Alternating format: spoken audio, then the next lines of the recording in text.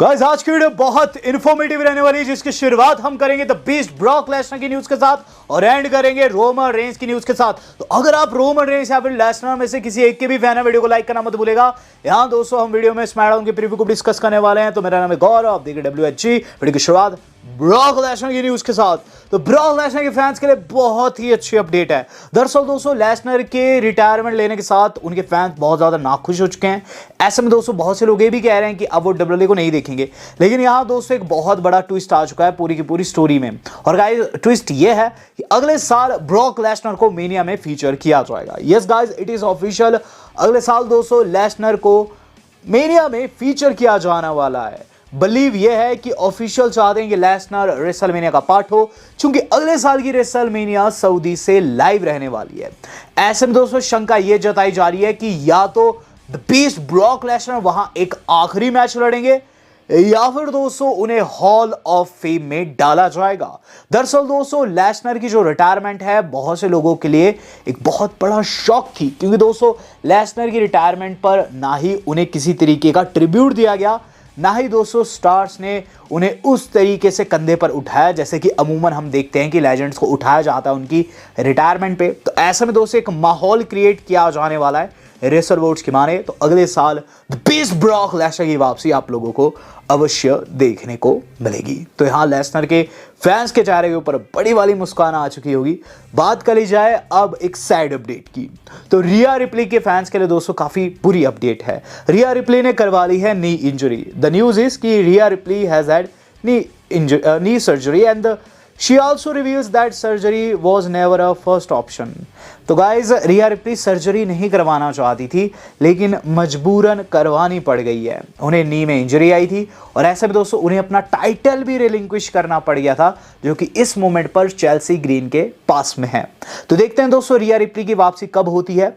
हाँ, एक female superstar ऐसी भी है जिन्होंने सर्जरी करवाने से मना कर दिया। मैं बात कर रहा हूँ लेजेंडरी ब्री बेला की। तो न्यूज़ है दोस्तों कि ब्री बेला ने कहा है कि वो सर्जरी नहीं करवाने वाली।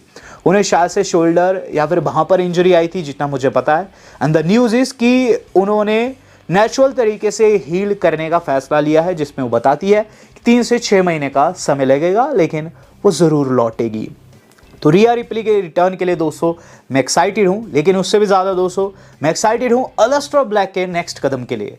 तो अक्सर ऐसा होता है कि WWE से निकाले जाने के बाद टैलेंट्स कुछ ऐसी चीज़ें करते हैं जो कि बहुत ज़्यादा शॉकिंग होती है। यहाँ दोस्तों कुछ ऐसा ही अलस्टर ब्लैक ने आज सुबह सवेरे किया। वो हमारी तरह ही आज सुबह सवेरे उठते हैं, अपने कुछ एक पुराने कॉस्ट्यूम्स की तरफ नज़र डालते हैं, वो दोस्तों मैदान में जाते हैं और बंदूक चलाते हैं, जिसके बाद थकने के बाद वो फिर से सो जाते हैं। देन दोस्तों शाम होते ही सार, ये कल की वीडियो है, शाम होते ही सार दोस्तों उन्होंने MMA की ट्रेनिंग स्टार्ट की और वो स्टार्ट करने से पहले उन्होंने अपने बाल मुंडवा दिए। यस गाइस, तस्वीरों में आप देख सकते हैं अलस्टर ब्लैक अब पूरी तरीके से गंजे हो चुके हैं। उनके लंबे लंबे बाल दोस्तों अब इतिहास के पन्नों का हिस्सा बन चुके हैं। यहाँ अलस्टर ब्लैक का अब नेक्स्ट कदम देखना होगा क्या रहता है, लेकिन इंटरेस्टिंगली यहाँ उन्होंने अपना नाम अलस्टर ब्लैक से टॉमी एंड कर दिया है, जो कि उनका एक्चुअल नेम है। बात कर ली जाए दोस्तों अब इससे अगली बड़ी अपडेट की, तो इससे अगली बड़ी अपडेट जो आज की अपनी जुड़ी है वो जुड़े हुए है दोस्तों केविन ओवेंस से। तो केविन ओवेंस का दोस्तों बताया जा रहा है कि कल स्मैकडाउन के अंदर रिटर्न होने वाला है। एंड द न्यूज इज कि केविन ओवेंस को देखने वहां 9000 की भीड़ इकट्ठा होने वाली है। तो अपने आप में दोस्तों केविन ओवेंस का जो क्रेज है वो इस मोमेंट पर नेक्स्ट लेवल पर है। एक और शख्स जिसका क्रेज नेक्स्ट लेवल पर है वो है ओबा फेमी। तो ओबा फेमी को दोस्तों देखा गया है एक लाइव इवेंट में एक ऐसे शख्स के साथ जिसके साथ अमूमन हम उन्हें नहीं देखते रॉ में। तो डैनी ह्यूसन एंड गाइस ओबा फेमी ने टीम अप किया है। एक्चुअल में दोस्तों मुझे नहीं पता कि इस लाइव इवेंट में क्या हुआ है, लेकिन हाँ इस तस्वीर के जरिए मैं बताना चाह रहा हूँ कि ओबा फेमी उतने भी सीरियस नहीं है जितने कि दोस्तों हम उन्हें ऑन स्क्रीन देखते हैं। लाइव इवेंट्स में दोस्तों हमें अक्सर स्टार्स का असली चेहरा देखने को मिलता है। चलिए बात कर ली जाए इससे अगली बड़ी अपडेट की, तो गाइस इससे अगली बड़ी अपडेट अपनी जुड़ी हुई है, वो जुड़ी हुई है दोस्तों लुनाटिक फ्रिंज जॉन मॉक्सली से। तो जहां इस मोमेंट पर दोस्तों डीन एम्ब्रोज को WWE में याद किया जा रहा है, वहीं डीन एम्ब्रोज क्या कर रहे हैं। तो बीती शाम दोस्तों डीन एम्ब्रोज का भी एक बहुत ही तगड़ा मैच गया है, जिसके अंदर दोस्तों उन्होंने चालाकी से जीत अर्जित की। ये जो पर्टिकुलर मैच था ये 2 टीम्स के बीच में था, जहां एक तरफ थी टीम एज, वहीं एक दूसरी तरफ जो टीम थी वो थी अपनी मॉक्सली की। तो Cage, Cope and Young Bucks ने द बैट राइडर्स को कल फेस किया है AEW के ग्रैंड स्लैम मैक्सिको में, जो कि ऑब्वियसली मैक्सिको से लाइव था। इसके अंदर इस 8 मैन टैग की मैच में जो एज है वो इवन 619 की भी कोशिश करते हैं जॉन मॉक्सली को, जो कि ढंग से कनेक्ट नहीं किया, लेकिन इवेंचुअली दोस्तों इसके अंदर मॉक्सली जीत गए। मॉक्सली ने दोस्तों हील टैक्टिक्स का यूज़ करते हैं एंड में एक तरीके से रोल अप में लिया है। इवन दोस्तों बताया भी जा रहा है कि जॉन मॉक्सली ने ट्रिब्यूट दिया है सेथ रॉलिंस को उस तरीके से जिस तरीके से दोस्तों वो WWE में रिएक्ट करते थे, वैसे ही दोस्तों डीन एम्ब्रोज यहाँ भी रिएक्ट करते हुए नजर आए हैं। सेम सेथ ने भी कुछ ऐसा ही किया था समर स्लैम में। तो डीन एम्ब्रोज कहीं ना कहीं जानते हैं इस मोमेंट में बिजनेस में उन्हें कितना ज़्यादा मिस किया जा रहा है, खासकर WWE के अंदर दोस्तों उन्हें कितना ज़्यादा मिस किया जा रहा है। और कहीं ना कहीं मुझे ऐसा लगता है इन फ्यूचर दोस्तों डीन एम्ब्रोज का चांस बनेगा, वो तब पॉसिबल है जब उनके सामने एक बेहतरीन डील रखी जाएगी। चलिए बात कर ली जाए अब ऐसी एक डील की जो कि निक ऑल्डिस की है WWE के साथ में। गाइस बताया जा रहा है कि अब फिर से निक ऑल्डिस की फाइट आप लोगों को देखने को मिलेगी। बताया जा रहा है कि निक ऑल्डिस को इस मोमेंट पर GM के तौर पर WWE रखने वाली है, लेकिन इसका मतलब ये नहीं है कि गाइस वो फाइट नहीं देंगे। बताया जा रहा है कि इसके बाद भी दोस्तों आप लोगों को उसकी फाइट देखने को मिल सकती है। बताया जा रहा है कि निक ऑल्डिस को एक टैलेंट के तौर पर देखा जा रहा है और ऐसे में दोस्तों हो सकता है कि जल्द हमें उनका फिर से इन रिंग रिटर्न देखने को मिले। तो मैं तो चाहता हूं दोस्तों निक ऑल्डिस फिर से लौटे और एक और मैच पुट करे, क्योंकि वो काफ़ी अच्छे रेसलर है और उनकी उम्र दोस्तों सेथ से भी कम है। अब बात कर ली जाए दोस्तों आज की अपनी स्मैकडाउन की प्रीव्यू की, और उसके बाद हम सेथ की ही बात करेंगे। सेथ पर न्यूज़ आ रही है एंड यहाँ रोमन रेंस पर भी काफ़ी तगड़ी न्यूज़ आ रही है। तो सबसे पहले स्मैकडाउन की प्रीव्यू को डिस्कस कर लेते हैं। सबसे पहली चीज़ जो कि दोस्तों आप लोगों को कल की स्मैकडाउन के अंदर देखने को मिलेगी वो रहेगी दोस्तों बैरन कॉर्बिन की सेलिब्रेशन। तो कॉर्बिन दोस्तों brand new United state champion बन चुके हैं। ऐसे में दोस्तों उनकी सेलिब्रेशन आप लोगों को कल की स्मैकडाउन में देखने को मिलेगी। देखना होगा उन्हें कौन कन्फ्रंट कर, मेरे हिसाब से या तो ट्रिक विलियम्स या तो कार्मेलो हेज में से कोई एक आ सकता है, दोनों भी आ सकते हैं। देन दोस्तों आप लोगों को चेल्सी ग्रीन की भी सेलिब्रेशन देखने को मिलेगी। चेल्सी ग्रीन चैंपियन बन चुकी है, बट पता नहीं क्यों मुझे ऐसी वाइब आ रही है कि चेल्सी के ऊपर उनकी फ्रेंड टिफनी जो है लेटर ऑन टर्न करेगी। लेकिन कल देखना होगा चेल्सी को कौन चैलेंज करता है। सेलिब्रेशंस के खत्म होने के बाद आप लोगों को मैचेस का सिलसिला देखने को मिलेगा, जहां शार्लेट फ्लेयर जेड कारगिल अपनी आर्च एनिमी को दोस्तों फेस करने वाली है। और गाइस मेरे हिसाब से इसमें शार्लेट फ्लेयर को जीतना चाहिए। देन दोस्तों जो अगली चीज़ आप लोगों को देखने को मिलेगी वो है गंथर। तो गंथर भी आने वाले दोस्तों निक ऑल्डिस को हराने के बाद। खुश तो है, लेकिन ऑब्वियसली दोस्तों फैटल 4-वे हारे हुए, तो उनका रिएक्शन हम देखेंगे क्या आता है। देन आप लोगों को जो अगली चीज़ देखने को मिलेगी वो है गाइस कोडी रोड्स। तो कोडी रोड्स का बताया जा रहा है कि कल एक बहुत ही ह्यूज सेगमेंट आप लोगों को सामा मेन इवेंट में देखने को मिलेगा। कोडी रोड्स पर हमला करके रैंडी ऑर्टन ने काफ़ी बड़ी गलती कर दी, ऐसा कोडी आकर कहेंगे।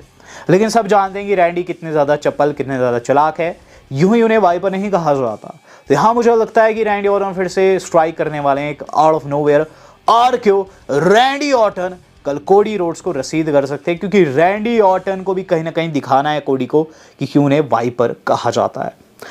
बात करी जाए main event of the evening की, तो guys main event of the evening जो कि कल की स्मैकडाउन का हम लोगों को देखने को मिलेगा ना, वो है best in the world CM पंक का आना। तो CM पंक सक्सेसफुली टाइटल डिफेंड कर चुके हैं, लेकिन बताया जा रहा है कि कल उनका एक फेस टू फेस ऑफ रख दिया गया है, और ये किसी और के साथ नहीं बल्कि केविन ओवंस के साथ है। इसका मतलब ये है कि अब केविन ओवंस जो है डायरेक्ट दोस्तों CM पंक के टाइटल के पीछे जाएंगे, आगे पीछे कोई नहीं आने वाला। और इनके बीच दोस्तों किस तरीके से WWE वाले जो है वो राइवलरी बिल्ड करते हैं, इसमें दोस्तों मेरा बहुत ज़्यादा इंटरेस्ट है, क्योंकि मैं जानता हूं कि ओवंस भी बेबी फेस है इस मोमेंट पर और CM पंक भी। तो चांसेस हाई है इन दोनों में से किसी एक के हील टर्न के, जो कि मुझे लगता है कि ओवंस ले सकते हैं। अब देखते हैं केविन ओवंस क्या वाकई में कल हील में टर्न हो जाते हैं या फिर नहीं। बात कर ली जाए दोस्तों अब सेथ फ्रिकिंग रॉलिंस की, तो भाई सेथ रॉलिंस कहाँ है और सेथ रॉलिंस की वापसी पर क्या न्यूज़ है। तो सेथ रॉलिंस पर न्यूज़ आई थी कल कि उन्होंने छुट्टी ले ली है WWE से। इस मोमेंट पर रोमन रेंस से हारने के बाद उन्होंने एक छोटी सी छुट्टी की डिमांड की थी और उन्हें वो छुट्टी मिल चुकी है, जिसके अंदर बताया नहीं गया है कि कब वो लौटेंगे। लेकिन आज दोस्तों उनके रिटर्न की डेट भी सामने आ चुकी है और इवन दोस्तों पोस्टर पर भी वो है। दरअसल WWE वाले जो है हवाई लौटे जा रहे हैं 2019, शायद से 2019 के बाद पहली बार ऐसा होगा कि हवाई से लाइव इवेंट्स और हवाई से शोज जो है आप लोगों को लाइव देखने को मिलेंगे। 16 अक्टूबर को दोस्तों इसका पहला शो होगा और उसमें दोस्तों सेथ रॉलिंस को द मेन गाय दोस्तों रखा गया है पोस्टर पर, आप देख सकते हैं। ओबा फैमी को भी पीछे रखा हुआ है, इवन रोमन रेंस भी नहीं है इसमें, सेथ रॉलिंस है। और इसका मतलब यह है कि अक्टूबर में जो रॉलिंस डेफिनेटली आएंगे, मेरे हिसाब से उससे पहले भी आ सकते हैं। तो रॉलिंस ऐसा नहीं है कि कई महीनों के लिए गायब हो गए हैं, वो जल्द लौटेंगे। मेरे हिसाब से दोस्तों अगले मंथ या फिर इस मंथ के एंड तक रॉलिंस आ जाएंगे वापस, और उसके लाइव इवेंट्स में तो है ही। चलिए बात करी जाए आज की अपनी मेन खबर की। तो इस मेन खबर जो आज की अपनी जुड़ी हुई है वो जोड़े दोस्तों OTC 1 रोमन रेंस के वेरी नेक्स्ट ओपोनेंट से, जो कि कंफर्म बताया जा रहा है कि ये होने वाला है। तो यहाँ दोस्तों रोमन रेंस को बहुत सी हेट भी मिल रही है। एक रिपोर्टर है थॉमसन, आपने शायद नाम सुना होगा, वो दोस्तों क्या कहते हैं कि रोमन रेंस हिस्ट्री का मोस्ट ओवररेटेड मेन इवेंटर है। तो ऐसा उन्होंने क्यों कहा? वो कहते हैं कि रोमन रेंस को कुछ ज़्यादा ही गले से नीचे उतारा गया है। ट्रिपल एच ने विन से भी ज़्यादा रोमन को पुश किया है। और उन्होंने एक लाइन कही, they pushed him so hard against the grain down our throats. तो ये लाइन बहुत से लोगों को पसंद नहीं आ रही है कि एक शख्स को जो कि WWE को इतने टाइम से होल्ड किया हुआ है और खासकर जिसकी इंडिया में सबसे ज़्यादा पॉपुलैरिटी है, उसको ये बंदा ऐसा कुछ कह रहा है। तो इंडियन फैंस तो बहुत ज़्यादा नाखुश है थॉमसन की इस बातों को लेकर। लेकिन अगर मैं अपना ओपिनियन दूँ, रोमन रेंस रीसेंट एरा के लास्ट सुपरस्टार है।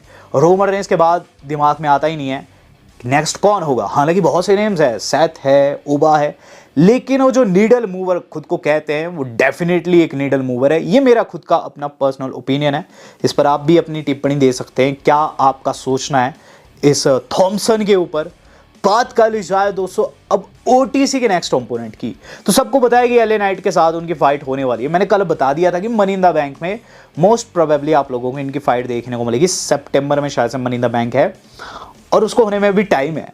बट यहाँ दोस्तों एक और चीज़ मैंने आपको बताई थी कि 14 सितंबर को दोस्तों रॉ के अंदर भी रोमन रेंस टाइटल डिफेंड करने वाले हैं। और मैंने ये चीज़ भी बताई थी उसके लिए एक टूर्नामेंट होने वाली है जो कि रे मिस्टीरियो ऑर्गेनाइज कराएंगे, और वो टूर्नामेंट AAA, स्मैकडाउन, रॉ सभी में चलेगी। जो उसका विनर होगा वो रोमन को फेस करेगा। अब सवाल उठता है कौन फेस करेगा, कौन फ्रंट रनर चला हुआ है, कौन है जो कि ऑड्स में बढ़िया कर रहा है, कौन है जो कि रोमन रेंस को वर्ल्ड हेवीवेट टाइटल के लिए रॉ में फेस करेगा वहां। तो गाइज यहाँ जवाब आ चुका है, मेक्सिको सिटी में जो फेस करने वाला है रोमन रेंस को कोई और नहीं, एल ग्रांडे अमेरिकानो है। ऑड्स में सबसे बढ़िया कर रहे हैं। And Wrestling Observer Newsletter के माने तो एल ग्रांडे अमेरिकानो ही इस टूर्नामेंट के विजेता होंगे। अब इसमें सवाल यह है, काफी बड़ा सवाल यह है कि एल ग्रांडे काफी बड़े बेबी फेस है मैक्सिको में, तो उनका काफी ज्यादा क्रेज है। कहीं ऐसा तो नहीं कि रोमन रेंस का तख्ता पलट कर देंगे? वेल आपको क्या लगता है? Do let me know. Video मेरी आज की इतनी थी, आज तक इतना ही। धन्यवाद। शबक है।